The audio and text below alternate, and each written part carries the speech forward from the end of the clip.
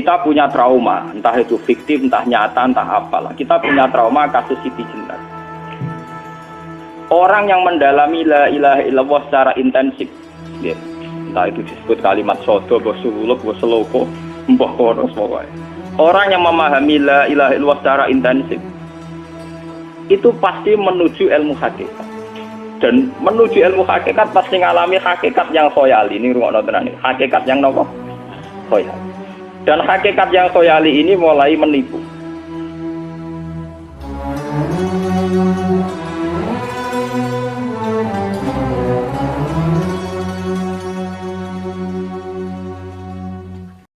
Ciri utama ilmu pamungkas itu dikakno nek wong ape mati ora digo pidato, paham gitu. Ben sampean ngerti ini asli riwayat lho. Akhirnya Mu'ad mau kapundhut itu diceritakno hadis iku. Taat tuman mergo wedi dosa kitmanul. Sehingga mulai angkatan sahabat tabi'in ini kira ceritakno hadis iki ngenteni meh mati, paham ya? Ora go modal pidato. Saiki sebut tenan etika ngoten mboten. Sing pidato ya mergo ora paham. Aku yakin sing pidato ora tau maca hadis iki lengkap. Wong dene dhewe ya ngutip. Sing rungokno ya tambah ora paham. Wes ora paham seneng mergo mlebu swargamu murah, cocok gak paham ya. Jadi ku asal usule ini. Tapi teks asli tentang jaminan mangkola la ilaha illallah dakhalal jannah itu ngalami kayak begini. Ngalami dialog ilmiah, ngalami pertimbangan sebab akibat. Dan akan bahaya kalau manusia meyakini la ilaha illallah kemudian langsung dakhalal jannah. Makanya Nabi disomasi Umar, fakal lihim ya'malun. Jangan begitu ya Rasulullah. Manusia biar saja. Tidak usah ngedikani begitu, mari enak-enakan. Tidak usah ngamal, mergo mentang-mentang wis qala la ilaha illallah. Ya, itu dari segi riwayat. Akhirnya dari Nabi sampai tabi'in sampai kita, riwayat itu sampai kita itu nunggu inda wautihi. Yaitu kalau sudah mau mati, baru diriwayatkan ke muridnya, ke anaknya. Begitu terus. Sampai zaman Edan ini juga modal beda. Mulane kadang bener riwayat zaman akhiru kasirun kutobahu qalilun ulama'uhu. Sing tukang pidato akeh ulamae mesti tidak. Artinya apa? Agama yang sampai ke masyarakat itu kan yang versi mubalek. Karena rata-rata ulama ora iso pidato, mergo ora lucu. Sing pidatone lucu laris tapi cara menyebarkan agama mbok bener mbok ora tau sinau.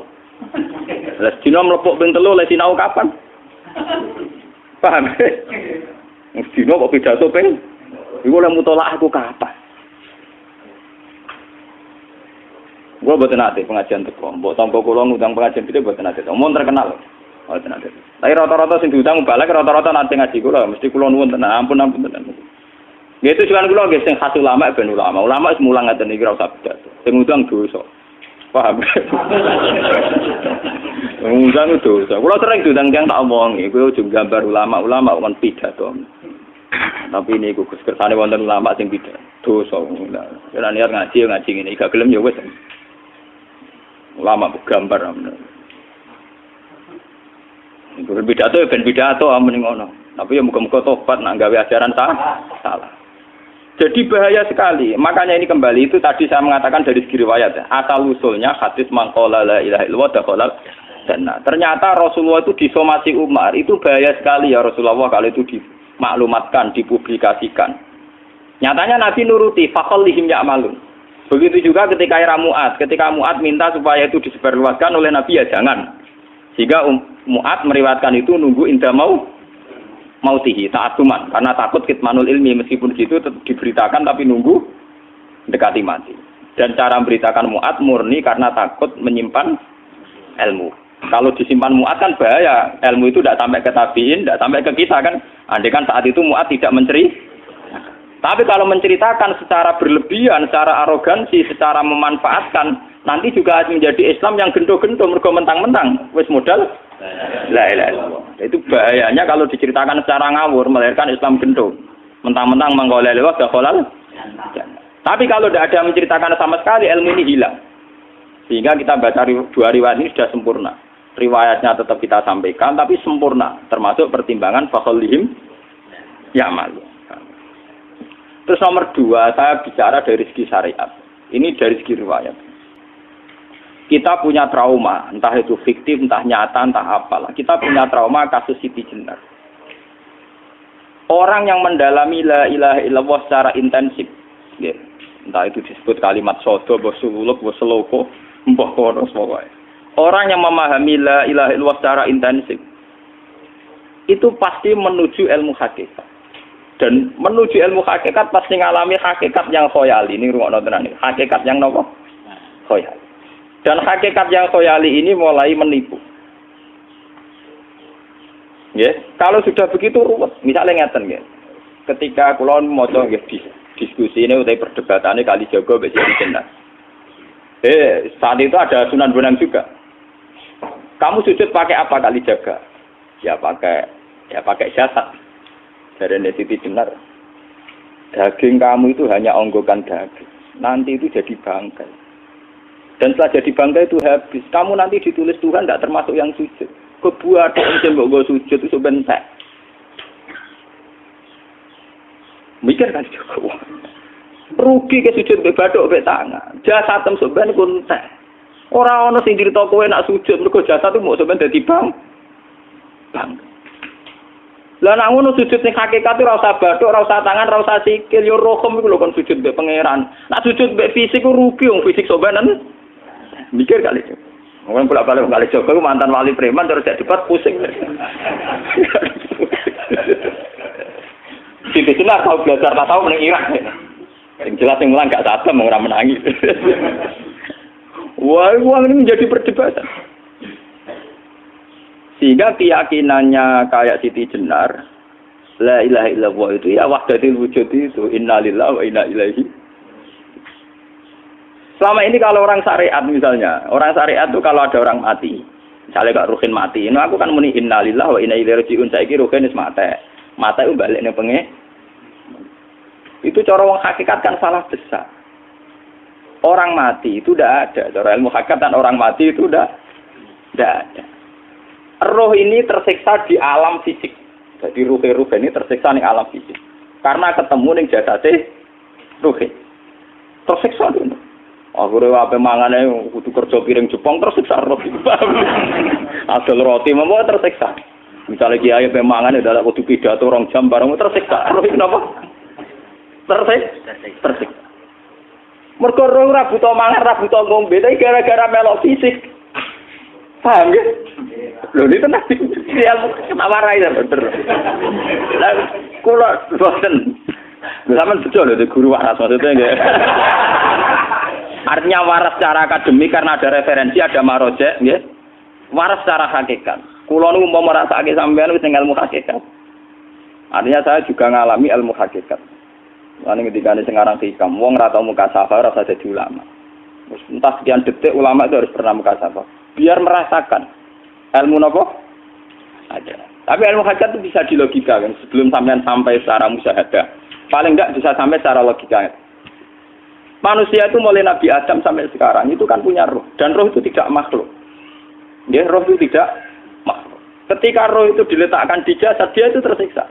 Karena ketika dia ke jasad fisik, namanya mengalami keterpisahan dengan yang abadi. Dia ini ning jasad fisik, tersiksa. Karena dia harus di alam yang kasat mata, alam mulki. Tersiksa. Ketika dia tersiksa, melok ruhin, akhirnya mangan kangelan, akhirnya lesu mangan. Padahal roh gak butuh mangan, perlu dicatat roh gak butuh. Ya ora butuh gunung kidul barang, kan ora butuh rapi. Paham kan? Ya ora butuh putus cinta, ora butuh pegatan, ora butuh macam-macam. Paham? Tapi karena dia nemplek jasad sing butuh mangan, butuh rabi, butuh wedoan macam-macam. Akhirnya roh tersiksa. Suatu saat kalau roh ini dalam bahasa manusia mati, ini dalam bahasa manusia mati. Ini hakikatnya roh itu tidak mati, dia kembali ke habitatnya. Ini disebut innalillah. Kita ini dari awal ya dengan Allah. Wa inna ilaihi juga kemudian nanti kita pasti kembali ke Allah. Dan itu diyakini betul oleh orang wahdatul wujud. Jadi kalau roh mati itu ya tidak ada mati. Roh sekarang itu kembali karena sudah lama mengalami keterpisahan mergo melok fisik-fisik dari ono kerja dasinan, ono nggo proposal lan ruwet roh melok.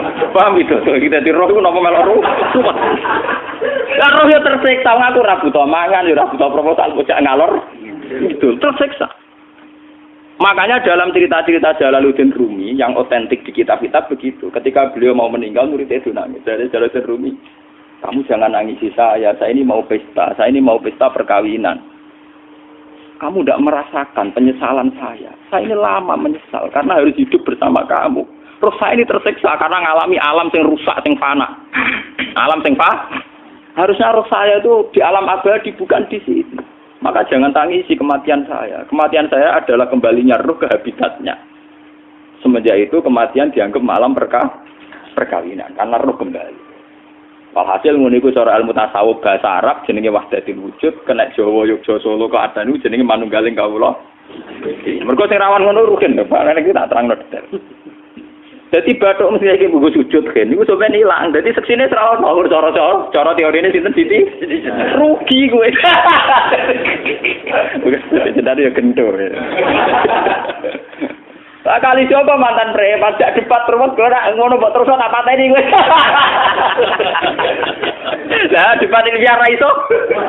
Premane kumat. Ya ta preman jak debat ilmi. Ngono ku model. Kali Joko yo ora salah, dhisik Sayyidina Umar nggih ngoten. Umar sahabat top, lha sik debat atau milih tak patenane ya Rasulullah. Gak iso dene ilmiah. Mantar preman pasar rukat terus jadi sahabat top. Debat yang milih mate. Ada wonten cerita wong Yahudi njaluk keputusan Nabi. Bareng wis diputusno Nabi cek mamang. Ndak tenang keputusane ngono dalam sengketa duniawi. Bariku takok ya Ali. Ya Ali, aku mau sowan ning Nabi Muhammad. Dikai keputusan tapi mamang cara kowe pilih. Sampai Ali dikai keputusan persis kanjeng Nabi. Cek mamang neh takok Umar. Apa marah aku mau singgone Muhammad, singgone Ali, kayak keputusan kok mamang mar. Cara kowe piye? Urusan duit. Entah ini, entah dia meleput buat apa? Uang diputus Nabi ora marah. Buat mati. Gawe. Mereka mantan apa? Cara mantan intelektual kan ya wajar nggak uji kok percaya Nabi. Kan bareng cara Ali ya gak percaya wis kandhani. Ora mesti cara ali tenan. Lah ora bapatene. Ya wajar wong Yahudi kok percaya Nabi, nek percaya ora situ Yahudi Muslim. Lah ali situ Gus Dur. Are Gus Dur ra beda piye tenang. Ali nyen ngoten watake ngoten. Nasibe padha. Ali itu ilmuwan yang jadi presiden gak sukses. Sing niru Gus Dur. Mergo ning dinggo nek wong pinter mimpin ra sukses. Wong pinter gampang maklumi. Lah misalnya kita jadi kiai wong pinter, Pak Yai santri ini pacaran, maksud jangan anak cerita besok ber. Wah ruwet, terus malah dalil zinalina subuh syahwat minan. Piye pondok tanpa pelaturan paham ya, ruwet tau.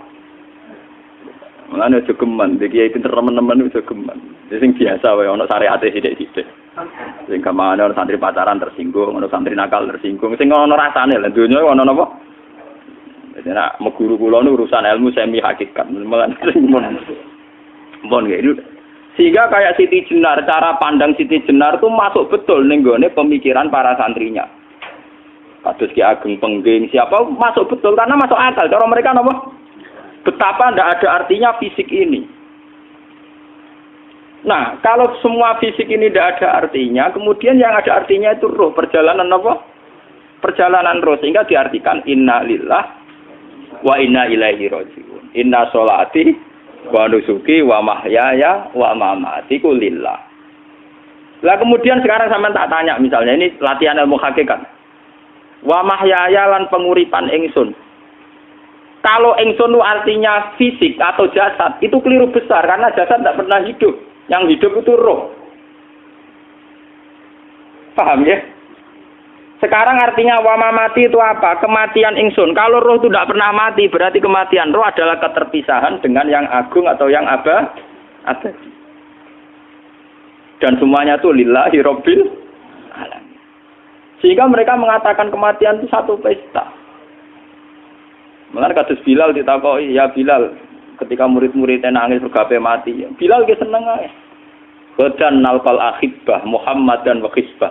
Kalau nak mati malah senang tuh ketemu kekasihku. Sebab itu kematian tidak pernah jadi problem bagi mereka sing soleh, sing menembus ilmu hakikat. Paham? Tapi ilmu hakikat kayak ini itu yang diyakini Siti Jenar, diyakini Jalaluddin Rumi, diyakini para wali-wali wahdatul wujud. Dulu Syekh Husain Sinten Al-Hal al-halal. Itu kemudian melahirkan prahara syariat. Prahara apa? Syariat. Sebab itu Wali Songo, oke Siti Jenar benar dalam filosofinya, tapi harus dibunuh. Karena menjadi prahara syariat. Sama dengan yang dikatakan Nabi itu benar, tapi menjadi prahara syariat. Akhirnya disomasi oleh Umar radhiyallahu anhu. Jadi sebetulnya sama, pola-pola ceritanya sama. Intinya sebuah ilmu hakikat harus dikawal napa? Syariat. Nggih kula bolak-balik, contoh paling gampang wit pisang. Wong nak mangan gedang kulitnya tetap dibuang. Tapi umpama gedang dari awal ora usah kulit, ra sido dadi gedang. Paham nggih? Meskipun kon ape dipangan ya dibuang. Tapi kita tidak bisa membayangkan pisang dari awal tanpa napa? Mbah kekeringan, mbah bosok, mbah ra sido dadi napa? Pisang. Terus pentingnya syariat lagi begini, mulane penting ngaji wali-wali syariat yang pinter kados Sunan Kudus, kados Sunan Bonang. Andai kan tidak ada syariat itu dunia pun mesti rusak. Contoh paling gampang masalah pornografi, porno aksi. Jadi jenar diomongi ngono ibu ngakak-ngakak deh. Dari pangeran wis pirsa, kowe nek klambi pangeran ora tem ora ya ora usah klambenan. Wong ora ana gunane. Kalau yang paling penting ku nazarullah, kenapa kowe klambenan barang, wong kowe klambenan ora pangeran tetep pirsa. Nyatane si jenar nak mulang nggih coba klambenan lah intine napa? Dinya ada nabi Sunan Bonang. Nah, aku percaya kabeh nazarullah ora usah napa? Klambenan. Tetapi teori ora usah klambenan iki dinggo tenan. Mulane nek pas wiridan aliran sesat ciri utama. Kira klambenan tenan. Lah ruwet to. Lho iki tenan iki cerita. Iki pentingnya ngaji nggih. Ben sampean ngerti variasi riwayat kemudian kita orang syariat harus kayak apa, kemudian kenapa menjadi aliran wahdatil wujud. Nah terus kita-kita ini ya, kita-kita ini kan orang syariat. Memang kelemahan orang syariat itu akeh kok sampean-sampean. Siji mesti ra kramat. Modele ora di duwe bingung, ruwet. Urip wong syariat lho apa? Dineng bojo wedi, dineng tangga wedi, pengaruhe menurun. Pancen orang syariat itu banyak kriminal tauhidnya itu memang jelas. Malah kiai-kiai fikih nak ketemu kiai-kiai sing setengah jadah wedi mergo iso nebak atine. Ndekne meriang langsung. Sing kiai ra tau salat keramat padahal ngambungan wong. Sumbu dina salat 4 waktu kok ora tau keramat. Wong ape buah utang tanggane iku keramat apane? Sing kono ngawur-ngawur sowan pirang. Meriang oleh wong syariat ngadepi wong hakikat napa?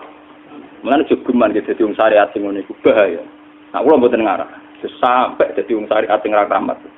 Bahaya sekali itu bagi perjalanan agama.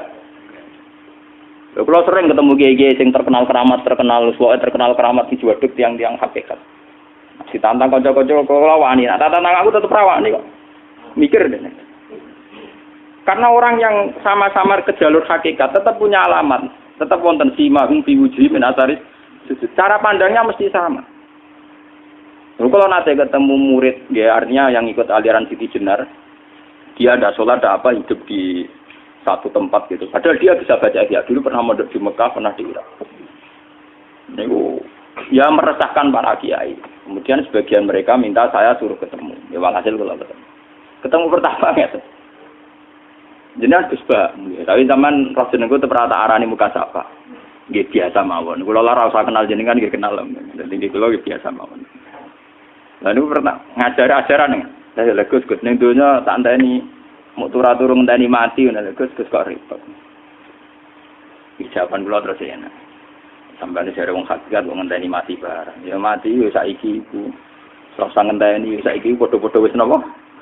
Wis mati. Ya saiki wis padha-padha wis urip.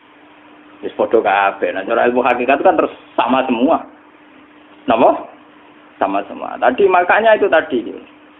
Kalau baleni malih logika hakikat itu begitu ya. Roh itu ditiupkan oleh Tuhan ke kita. Kemudian roh karena ikut alam fisik, alam jasad, roh ngalami yang kita alami. Nggih. Ketika roh ngalami yang kita alami dia tersiksa. Nah, ketika roh sudah terpisah dari jasad yang mengekang, yang memenjara ini, dia senang terus kembali ke Tuhan. Ini disebut innalillahi wa inna ilaihi. Lah jasad ini kemudian menurut ilmu hakikat enggak ada gunanya sama sekali total. Hilang di telan tanah. Lah kalau begitu jasad iki nak mbok agul-agulan, Gusti bathuk kula tak nggo sujud tangan kula ndi buktine tangan wis ra ono. Bathuk wis ora. Mulai dari Siti Jenar, hanya wali bodoh kayak kalian yang punya ajaran bodoh begitu. Malah rasupan terus. Mulane Sunan Kalijaga semangat kon mateni mergo tambah omongane glodro dindi. Tapi yang enggak disadari Siti Jenar yaitu tadi. Inti dari ilmu hakikat itu kan tunduk sama kersane Tuhan. Kalau sudah tunduk pada kersane Tuhan, kalau kersane Tuhan roh kita harus di jasad. Dan wujud jasad kita ini juga karena kehendak Tuhan. Kenapa yang wujudnya jasad yang karena kehendak Tuhan engkau ingkari? Sementara wujudnya roh tidak kamu ingkari. Toh wujudnya jasad ya bi iradatillah wa bi masyiatillah. Wujudnya roh ya bi wujudit bi masyiatillah wa ira. Harusnya fungsi jasad juga harus kamu akui toh Siti Jenar. Wong sekarang kita punya jasad ya bukan karena kita, karena kehendak Allah. Kenapa kamu ingkari? Berarti kamu ingkari kehendak meneng Siti Jenar.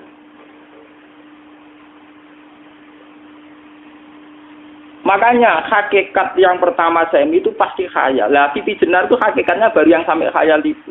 Sehingga dia tersesat. Sebetulnya kalau sudah hakikat beneran itu tidak perlu khayal begitu. Artinya tidak perlu khayal jasad kita sing senajan ora ana gunane ini. Tetap ya wae wujudnya karena kehendak Allah. Juga kita harus terima.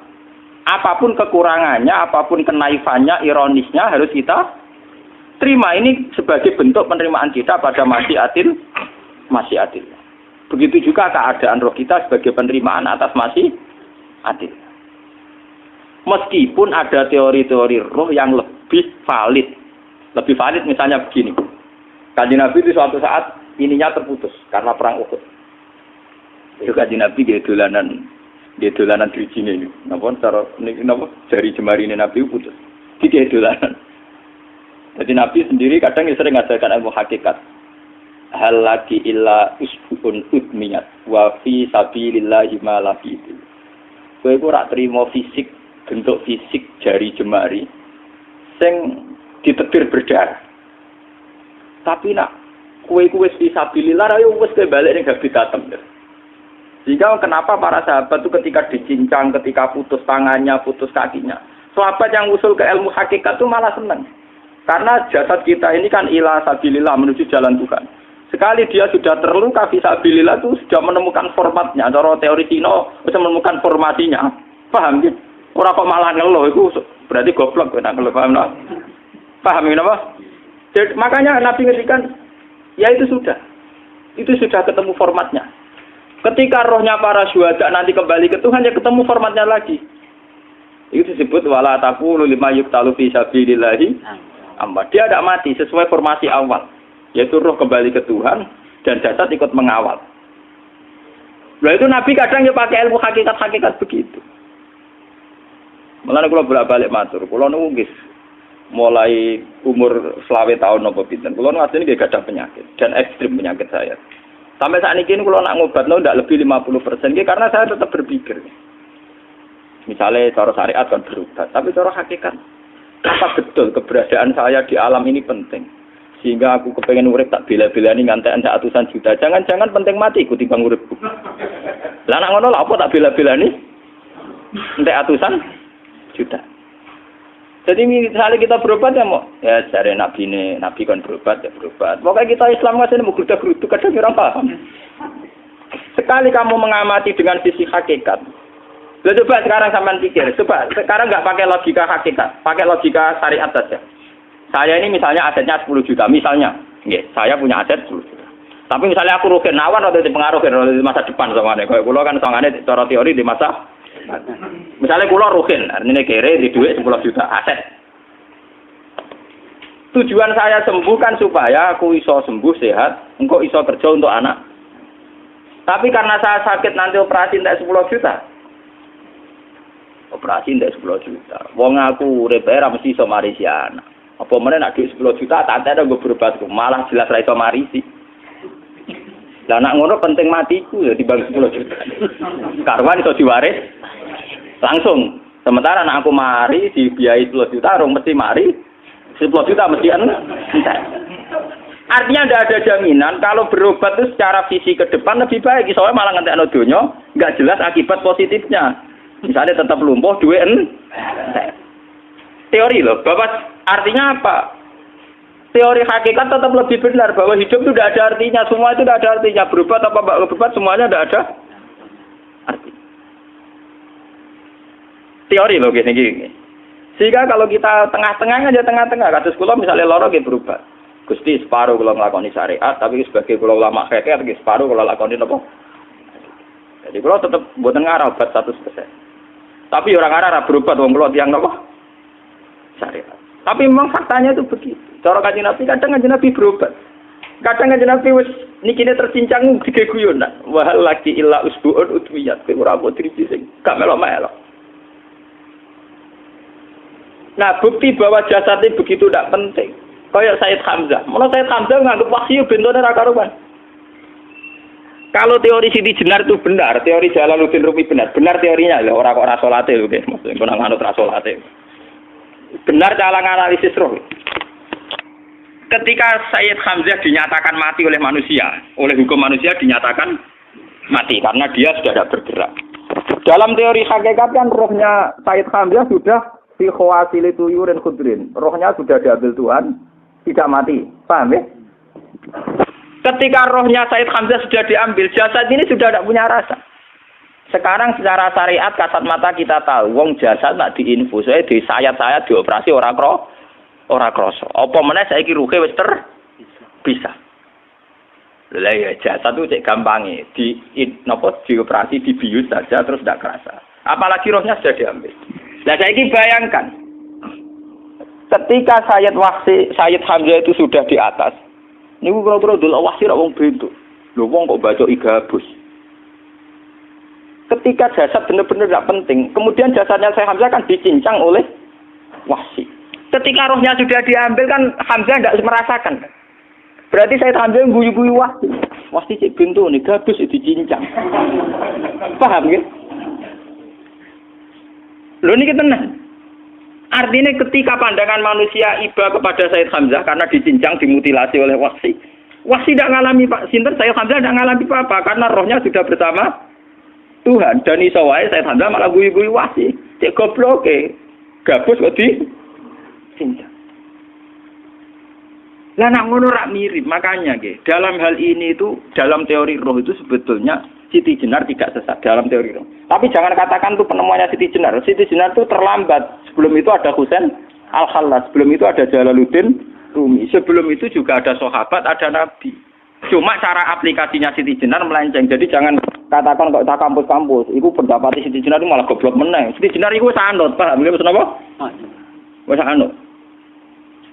Nah, teori yang sama terjadi pada Yesus Kristus. Ketika Yesus misalnya secara lahir dicincang, dimutilasi, diapakan oleh orang Yahudi. Sebetulnya rohnya dia sudah bersama Tuhan, kembali ke Tuhan Bapa, nah cara Kristen. Nah cara Islam ya balik ning pangeran. Andaikan itu iya, itu ya tidak ada masalah karena hakikatnya dia tidak dicincang, tidak dibunuh. Andaikan iya lah, tentu menurut Islam yang dibunuh Yudas atau siapa itu yang masuk bialah. Tapi sama sebetulnya teorinya sama. Kalaupun iya tidak ada masalah. Oke, kalau misalnya Nabi Isa karena ada kontroversi menyangkut dia atau Yudas. Sekarang yang Zakaria dan ya. Zakaria Yahya itu dicincang betul oleh orang Yahudi, matinya dimutilasi. Tapi dia tidak apa-apa. Karena ketika beliau dicincang, rohnya sudah diambil. Ini rumah tenan kan, ben kira untuk kendel mati paham kan ya. Jadi maksudnya ini kalau ajari, nak mati itu tidak problem. Ini kalau urip mati loh. Nah ini bersamaan paham ya. Kaitan la ilaha illallah ini nanti semuanya sama kaitan sama apa?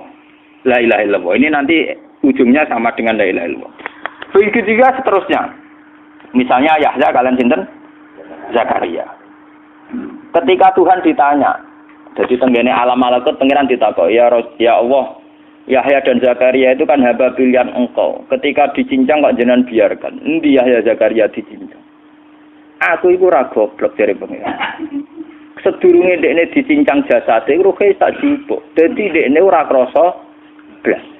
Begitu juga ning tafsir-tafsir sampean lihat wa Maryama. Sayyidah Maryam yang istrinya Fir'aun. Itu kan dia iman sama Nabi Musa Asiyah, ya Asiyah imro'ati napa? Fir'aun. Asiyah imro'ati Fir'aun, ya. Itu kan dihukum oleh Fir'aun. ketika mau ditumpaki napa batu besar, iku Allah ketika di pangeran, ya malaikal mauti, cepat ambil rohnya sebelum dihunjami batu besar. Terus rohnya diambil.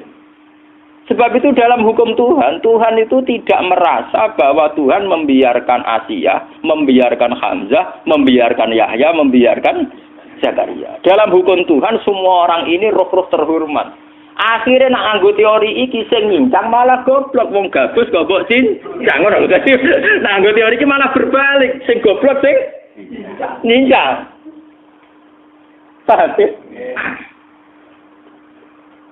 Yo ora kok sesuai sampean kiaskan saja. Wong dibius wae disayat-sayat gak krasa. Kaya apa nak ruhe bener-bener wis tercabut terpisah. Rasane ning ndi?